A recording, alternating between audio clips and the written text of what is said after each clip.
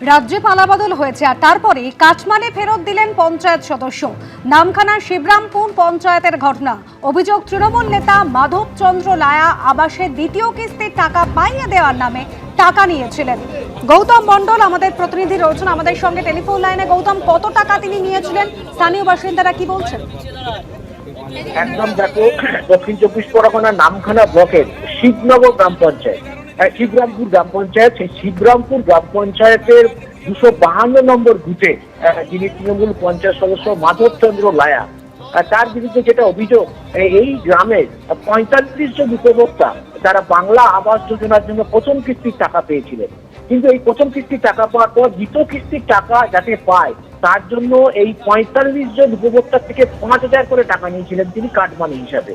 এবং এই কাটমানি হিসেবে নেওয়ার পরেও কিন্তু যেহেতু বিগত সরকার সেই সময় মাধবচন্দ্র লায়ের বিরুদ্ধে এই সমস্ত উপভোক্তারা মুখ খুলতে পারেননি। কিন্তু পরবর্তীকালে দেখা যায় অনেকেই দ্বিতীয় কিস্তির টাকা ঢুকেছে অ্যাকাউন্টে, আবার অনেকেরই দ্বিতীয় কিস্তির টাকা এখনো ঢোকেনি।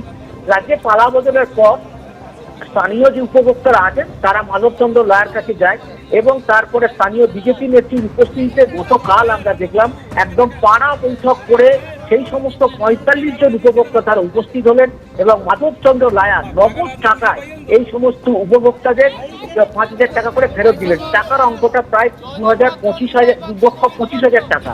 এই 2,25,000 টাকা মাধবচন্দ্র লায়া ফেরত দিলেন উপভোক্তাদেরকে যাদের থেকে কাটমানি নিয়েছিলেন। এই মাধবচন্দ্র লায়া তিনি ক্যামেরার সামনে স্বীকার করলেন তিনি যে এই টাকাগুলো নিয়েছিলেন তিনি তার উচ্চ নেতৃত্ব এবং পঞ্চায়েতের টেবিলে দিয়ে আসতেন। তাকে জিজ্ঞেস করা হয়েছিল এই টাকাগুলো কি আপনি আত্মসাৎ করলেন না আপনার উচ্চ নেতৃত্ব বা পঞ্চায়েত আত্মসাৎ করলো। তখন তিনি পরিষ্কার জানান যে তিনি এই টাকাগুলো নিয়েছেন এবং তার পঞ্চায়েতের টেবিলে দিয়ে আসতে হয়েছে। তবে কারা নিয়েছেন, উচ্চ নেতৃত্ব জড়িত আছে, আমি তাদের নাম বলতে পারবো না কারণ আমার প্রাণ সংশয় আছে, আমার বাবাকেও খুন করা হতে পারে।